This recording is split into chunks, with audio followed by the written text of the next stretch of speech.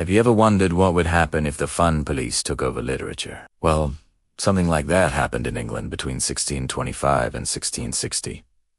Welcome to the Puritan Age, a time when poetry got really, really serious. So, what was going on? The country was in turmoil. We had the English Civil War. King Charles I was executed, and for a short time, England became a republic under Oliver Cromwell. This was a period dominated by Puritans, who were Protestants with very strict religious beliefs. They believed life should be all about piety, morality, and preparing your soul for the afterlife. Fun things like theaters. They were seen as dens of sin and were shut down in 1642.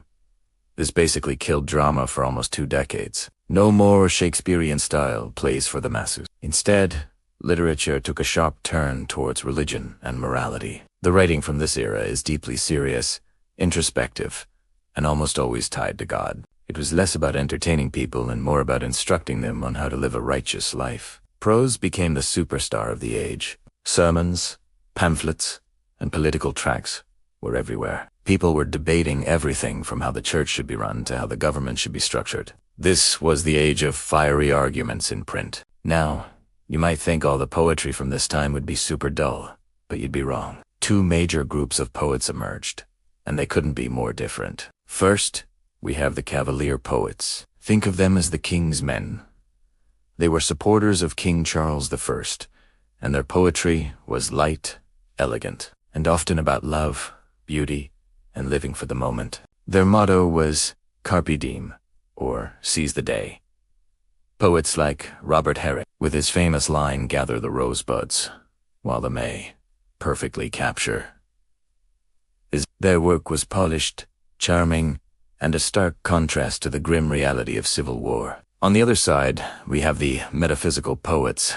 This is where things get intellectually juicy. These poets, led by the brilliant John Donne, loved to play with big ideas. They wrote about love, death, and religious faith, but they did it in a really unconventional way. They used complex metaphors called conceits to connect seemingly unrelated things. For example, in one of his most famous poems, Donne compares to lovers' souls to the 2 legs of a drawing compass. It's weird, it's brainy, and it makes you see the world in a whole new way. Their poetry is passionate, intelligent, and deeply personal. It's a workout for your mind, but it's so rewarding. But if there's one name you absolutely have to remember from the Puritan Age, it's John Milton. This guy was a literary giant, a devout Puritan and a passionate supporter of the parliamentary cause.